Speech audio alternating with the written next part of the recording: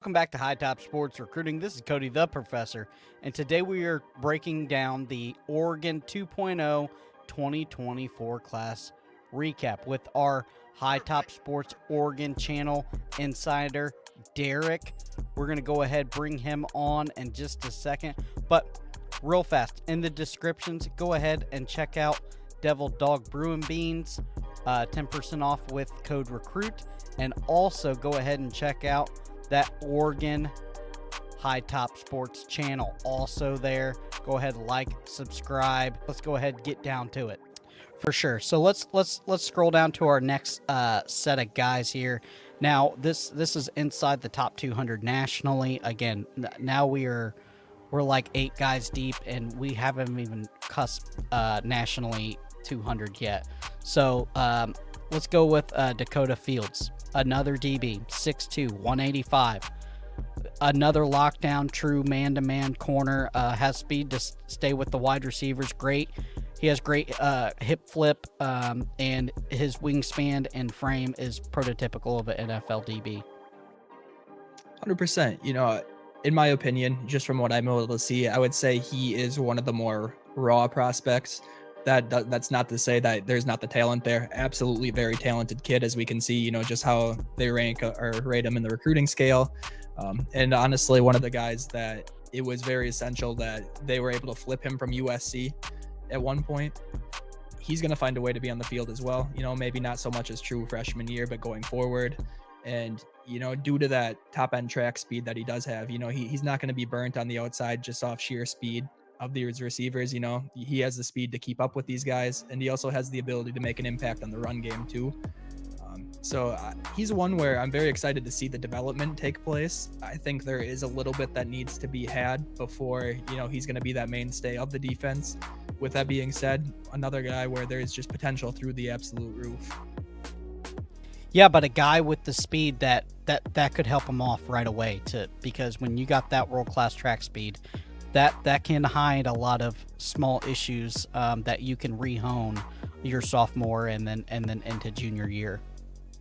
Yeah, I mean, for those little, we'll call them mistakes, let a guy get a step on you, unable to jam him at the line like you'd like, that it's that speed that's able to make up that difference right there. And they always say you can't teach speed, and this is a perfect example right here where, like you say, when there is that space that's had, he's able to close on it extremely well already at this point. So it's just, going forward, what they're able to do, how they're able to develop him, it makes me excited to see. I think he's going to be another mainstay in the secondary for years to come. Maybe not so much this year, once again, just because there is a tremendous amount of depth in that cornerback room. But man, he's gonna be a dog someday. I can promise you that. For sure. Then we're gonna go. I have some asterisks next to this young man. Sion, is that his name? Sion. So Sion is a JUCO kid, which I love. I love a kid that went the JUCO route and finally made his way onto to a team. I think I have the measurables wrong here. That's my bad. He's like 6'2", 195. He was the number 1 ranked corner JUCO wise in the nation, number 3 nationally JUCO wise too. And a true playmaker. He's played some elite guys. I don't care what anybody says about JUCO. There's elite guys at JUCO. There's guys that just didn't have the grades to get in, or got in a little bit of trouble. Everybody knows the famous Last Chance U. But this guy is going to be something else, and a guy that has veteran experience at a collegiate level that these other kids don't have. Yeah, I know early on in the show we talked about how important it is to have that alpha mentality, and I think he is one in particular who really embodies that. As you can see from his JUCO highlights, he's never going to be a guy that shies away from trying to make the big play, which, for a lot of people, that'll make or break your career when you try to live and die by the big play. But there's no fear there. He has absolute confidence in himself. He has confidence in the people around him, and he plays to that degree. Very excited for him too. He was the number 1 cornerback coming out of the JUCO this year. I think he's someone who may not start right now, but he will see plenty of playing time this fall. It's just a matter of exactly what we're getting. Coming out of high school, he was a low 3-star. I think one of his highest offers was Sacramento State. As you mentioned, decided to go to the JUCO route and really continue his development and kind of embody what it takes to be productive at the next level. And I think he's really honed in on those skills. For that reason, he's going to come in and make some noise already this fall. I have a personal soft spot for the secondary. Very excited for him too. One of my personal favorites in this class. I think he's a bit of an underrated guy. But once again, we'll kind of see, especially in spring ball, in what capacity and what type of role they plan on using him. Yeah, and what I like about it is he has almost like a veteran mentality. He's going to be savvy enough. He can teach the young guys how to be a pro. He's going to have a chip on his shoulder too, which is not bad because he's a JUCO guy. He's not a 5-star coming in, and he's going to make hits like this. Just the guy, I just love him by his swagger that he has on the field. He's smart. He's not going to make the dumb high school getting into college freshman plays, right? A guy where, if you get dinged up a little bit in the season and a team wants to spread you out 4 wide, I stick him on the field with no problem and know that he's got game time experience on the outside, inside. It doesn't matter to me. Yeah, and just based off how we played last fall, that's if we were to play right now, Oregon speaking, and we were in that exact same situation in which you just alluded, he's a guy I would be fairly confident right off the bat that would be able to, really lock down his man and hone on those big plays. He tends to be a blanket, which is great. Drapes over the coverage very well. Closes, definitely not afraid to make the big hits as well. But yeah, like you said, I think it's just the fact that there's such a chip on his shoulder going the JUCO route. So many times we see these high-end 5-star guys come into, their respective programs and just kind of fizzle out more or less. You don't really hear their names spoken in the capacity that you would think. He kind of went the other way with it, right? So he decided to build him up in the JUCO system, got his name out there in that regard. He's going to be a mainstay in the secondary. I think we see him on the field plenty this fall. It's just a matter of, when and how they decide to use him. But yeah, Dan found another good one, another diamond in the rough, if you will. Which is fine. That's fine. When you're getting a JUCO kid, hey, you get a guy that's dinged up in a big game. You're not grasping for air. You're not clutching your pearls saying, "Oh my, I'm about to send." I get he's a 5-star true freshman, but a true freshman out there that's never played in a game like this against this caliber wide receivers. And I think that this is a great get. I love the JUCO the JUCO route of going in. I'm not saying build the whole team on them, but 1 or 2 a year is always healthy. Right. And then let's go ahead and go back to the defensive line, Mr. Sims. 6'3", 275. He is a 4-star. He's the 20th ranked defensive lineman, 241. He's a true bully on the defensive line. He loves that bull rush move. Another guy that loves that bull rush move, that he gets penetration very, very fast. And the hardest thing is when a running back or a quarterback sees that guard or that center right in their lap. They hate that. And this kid can do it. He's strong, big upper body, and a kid that I'm super excited about. One of the better D linemen. He doesn't get as much credit as some of the other guys because he's not an edge, but can play inside, can play outside. Very versatile back again. Yeah, you spoke on the versatility. I think, when all said and done, he will be an inside player for the Ducks going forward. And I think, they'll have him put on a little bit more of that lean weight once he does hit campus. But yeah, like you said, he's just a very strong kid. It's that bull rush move. If you watch his film and really break it down, you see it over and over and over again. And it's for the reason that it's effective. He's able to push that center back, get that 3 yards, get him 3 yards deep and really clog up the run lanes.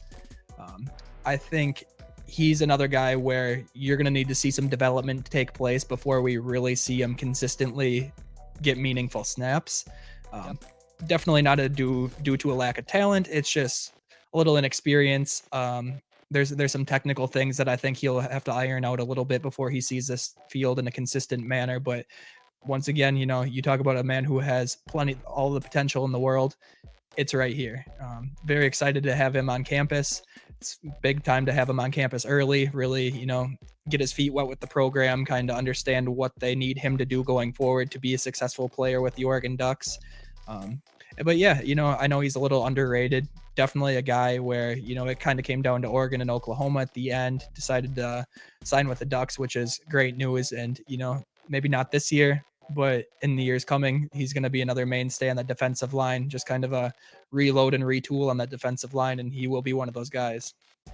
Well, I'll tell you this: if you think that that Oklahoma wanted him after what they went after this year on the defensive line and what they got, he's got to be a good one, because they have the top ranked defensive line, personally, I think, out of the 2024 class, with some absolute playmakers. So if he was in with Oklahoma, that tells me the guy is probably underranked a little bit and better than what everybody thinks.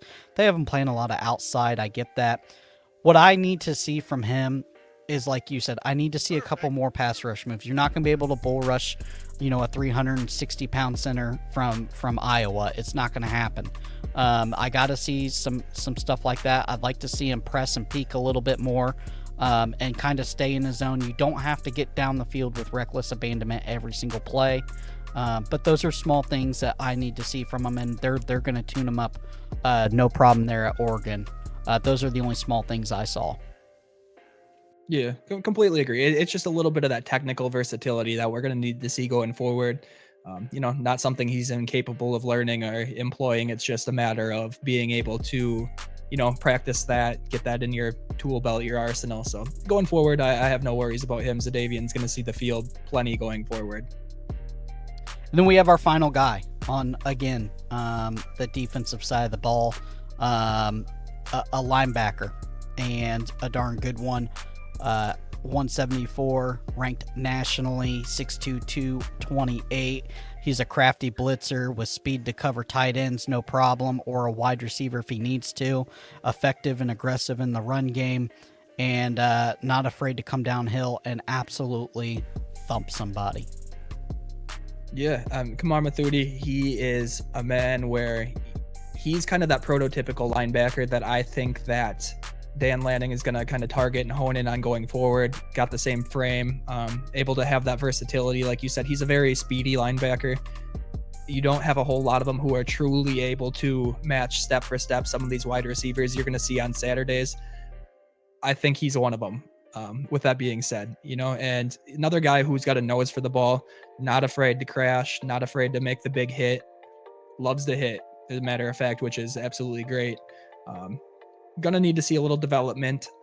Once again, I know I'm echoing myself here, but it's not due to a lack of talent whatsoever. It's just a matter of understanding what he's going to need to do at the next level to be able to translate his skill set to consistent play on Saturdays.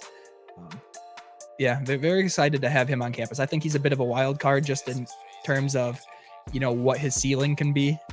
He has the intangibles to be a very high-end linebacker. Maybe not at that point. I know he doesn't project quite that high yet, which is fine. Not a lot of projections are accurate coming directly out of high school, but man, he's got a skill set, got the speed that you can't teach. Fairly technically sound linebacker. So excited to have him in spring ball and be able to develop his skill set a little bit. We have seen Georgia and Kirby Smart make a absolute killing, money-wise, national championship-wise, defensive-wise, off of guys just like this.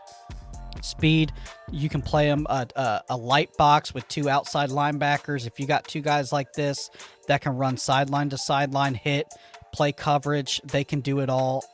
And it's one of those things where I think that getting these type of linebackers is kind of the new age of what you need to be successful on defense. I think Lanning knows that. Listen, you're not going to air it out you over there in the Big Ten. I get that. But you still have to have speed to cover those big Iowa tight ends that will burn you up the seam over and over and again. And I think this guy has that. And I think he has the speed to where he can definitely track down some of those great Wisconsin running backs that they always have year after year after year. It's not going to be a problem, and he's a thumper. I really like this kid, And I think he is a key piece to that Oregon defense to transition their defense into a much more Big Ten-ish defense, if that makes sense. Oh yeah, 100%. I mean, this season in particular, Oregon was able to bring back a couple guys in their linebacking core, the Justin Jacobs of the world, the Jeffrey Bosses of the world, um, and those are two guys who are excellent for him to be able to sit back and learn, defensively, schematically from. But yeah, like you said, he excels in coverage, which is something that I think is going to be very important going forward. We know how important the tight end position is in the Big Ten for many of their offenses. I think he's going to be a guy who plays a major part in being able to kind of neutralize that style. Brings a lot of intangibles to the table. Very, very excited to see the development take place on this guy. Yeah, for sure. So, and that's, as I look through this defense, I think that Dan Lanning and the defensive coordinator knows, hey, we got to change it up just a little bit because of the conference we're going in. We got to get some. We gotta get some guys. We gotta get some linebackers that are a little faster, come downhill and hit. Defensive line, obviously a big change there in the trenches, and just one of the better classes in Oregon. And I think that they have transformed this class. Listen, I'm not saying the defense is going to be top 5 in the nation next year, but this is a good building block of what you're going to need to face the Michigan, the Ohio State, the Iowas, the stuff like that. Wisconsin's going to air raid and then run it down your throat still with their head coach now. And then it's one of those things where I think this is a great transition class into that new conference of the Big Ten. Oh, yeah, 100%. And last year in particular, Oregon's defense really took that next step. They were fine in 22. Definitely showed flashes. There were absolutely times where they showed what their weakness was. 23, they kind of took it to the next level a little bit. I know they struggled with Washington at times, but aside from Michigan, who didn't? And like you said, it's this class in particular being the highest ranked class in Oregon recruiting history. It really sets the tone for what it takes to be successful in the Big Ten moving forward. I know people are very excited about this 24 class, highest one in school history. You should be. All I'm going to say with a smile on my face is watch the 25 class. I would not be surprised at all, just based off of, kind of what we're hearing already from some of the big time recruits that have hit campus multiple times already. The visitor list for this weekend in particular is something I've never seen before as an Oregon fan. So yeah, it's just the building blocks, they're really starting to stack on top of each other, could really create some havoc in the Big Ten for years to come. Yeah, for sure. All right, Derek, I think that's a heck of a class. Where can they find you now? I know that we have a lot of Oregon subscribers and viewership just off of our couple videos that we posted. If they really want to see you, where do they go to find you? Yeah, first and foremost, obviously, as the prof mentioned, we have our own YouTube channel. We post plenty of Oregon content on there, so you can find us at Hightop Oregon on the YouTube channel. If you're more of a Twitter person, once again, mentioned how active we are on Twitter. Find us at Hightop Oregon on Twitter as well. If you like my personal, I'm at Wait Who's Derek, but all the good Oregon content comes at Hightop Oregon. So be sure to give us a follow, subscribe to us on YouTube. Plenty of good stuff coming out, in particular these next couple of weeks with the 25 recruiting class. Yeah, so like I said, we're going to put the link in the description, and we're going to try to get this young man that is grinding away to the threshold of 1,000. The first 1,000 is the hardest to get, and then after that, you're on cruise control. But super excited to have you on the Hightop team, Derek. I really enjoy this video that we made here, and I think that that there's going to be some bright future for the Oregon Ducks for Hightop Oregon, and as that brand grows and the football team does better, you'll definitely see that your brand will grow there. But guys, we're going to wrap it up here. This is Hightop Sports Recruiting. I am Cody the Professor, and we will see you later.